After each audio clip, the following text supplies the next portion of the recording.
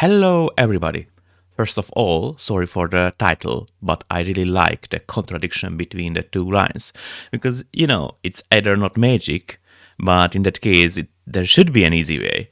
But I inspired by the other attempts to explain something from very low level, what I think already shared. But the first one is the Kubernetes the hard way by Casey Hightower, who explains the Kubernetes just with installing all of the pieces manually from the binaries.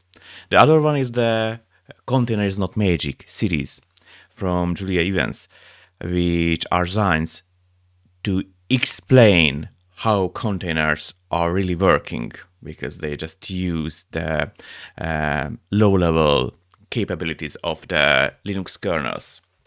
So for some reason, I think the easiest way to understand the Ethereum smart contracts is just checking the low-level details, which probably wrong, but either way, I think it's fun. So let's start. First of all, we need a blockchain, but fortunately, it's very easy to start an own instance of the Ethereum blockchain. So let's try to just clone one repository where I already prepared a Docker Compose file for this one. And here we have just a simple Docker Compose with Web UI, and Web UI requires some database, and we have the Ethereum node. So I can just start it, and I have an local Ethereum node running. The other thing what we need is just call the RPC API of Ethereum, right? Just doing something. And we have this reference that what are the available RPC endpoints, but there is no contract related endpoint here, right? There is no create contract.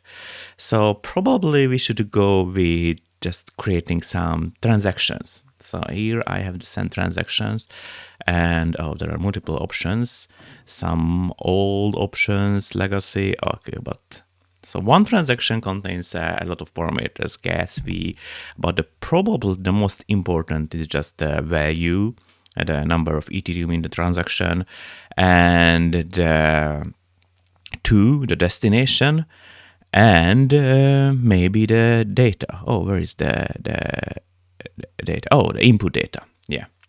But just to make it easier, even if it's a low-level call, I will use a CLI to submit this transaction to call this endpoint.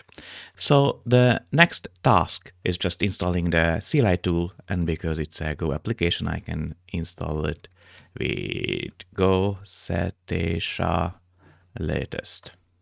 And it's supposed to be installed, and because Setesha is long, I prefer to use a shorter version. I can also, so this is still my local blockchain, and this is the port, so I can also configure this CLI to use my local RPC endpoint. And finally, I need to generate a few accounts, which is nothing more just private keys. And you can see that this is my very secret private key for the key 1 account, but I can print out the public keys, which can be used as address. So now it's supposed to work. Yeah, I can call the chain ID endpoint, and I can also check my balance. Oh, for the balance, I need to define the account. So they are both 0, but I can request some initial money with the script included here. I execute it 2 times. And yeah, I have 200s for the key 1, but nothing for the key 2. So let's try to do a transaction. And as we have seen, the most important parameters are the data, the to, and the value. So just let me check again the key 2. So I would like to submit a transaction, in the name of key 1 and transfer some value to the key 2 where the value can be, let's say, 5. And it's submitted.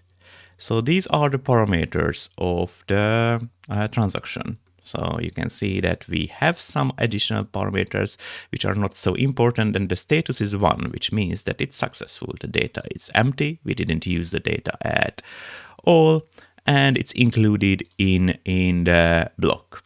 And there is a contract address, but it seems to be 0. So it looks like we didn't create any contract in this step, which is fair, right? Because we just moved some balance between the accounts. So we can just check the balance of the key 2. And finally, we have this very low amount of money from this one. So it seems to be working, but it's not yet a contract, right? So for the contract, we can try to do something with this data. Just include some data. Okay, let's check. This is a hexadecimal string, like the coffee.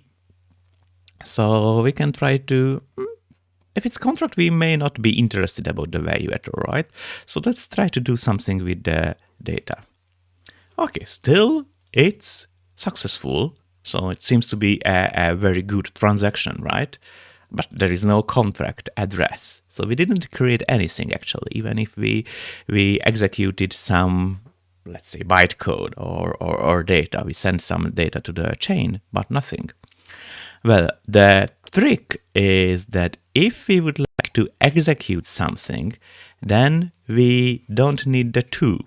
So we should just send random code to the null address, not the 0 one, because 0 can be a meaningful address. But let's try to do this one. Just send the data without a destination.